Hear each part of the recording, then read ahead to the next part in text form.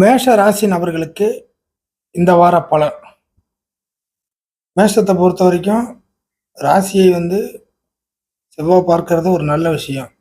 அதே போல பிற கிரகங்களுடைய நகர்வுகள் அந்த அளவுக்கு சாதகமாக இல்லை.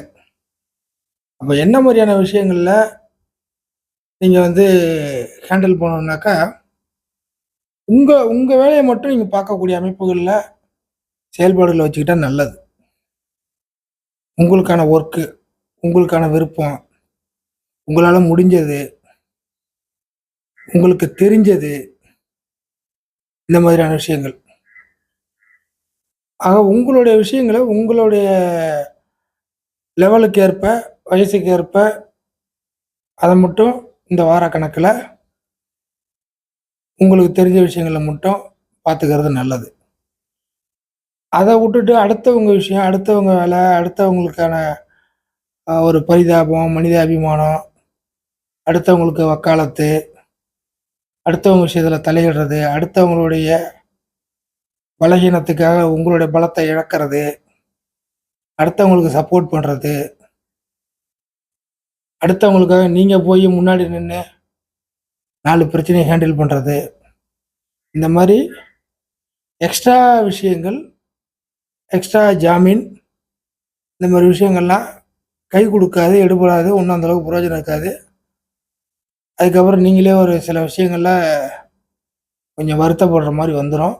அதனால் உங்களோட விஷயங்களை மட்டும் நீங்கள் பார்த்துக்கிட்டிங்கன்னா அதுவே போதும்.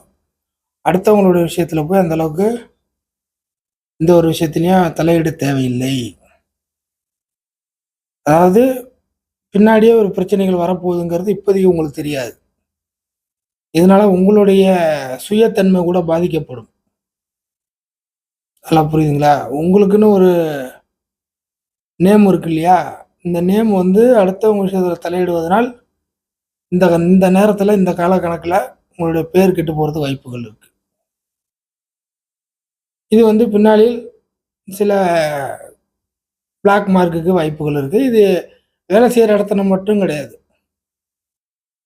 குடும்பத்தில், பொதுவாக இருக்கக்கூடிய ஒரு விஷயத்தில், ஒரு ஷாப்பிங் பண்ண போகிற இடத்துல கூட இந்த மாதிரி பிரச்சனைகள்லாம் வரும். ஆக எல்லா விஷயத்துலையுமே நீங்கள் உங்களோட விஷயத்தில் மட்டும் கரெக்டாக நூல் பிடிச்ச மாதிரி இருந்தால் போதும்.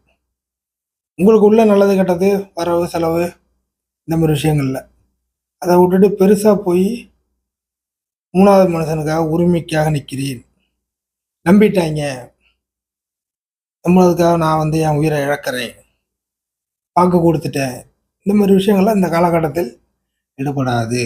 ஸோ அந்த மாதிரி விஷயத்தோடைய இந்த வார கணக்குகள் நகரப்போகுது. கொஞ்சம் கேர்ஃபுல்லாக ஹேண்டில் பண்ணிங்க.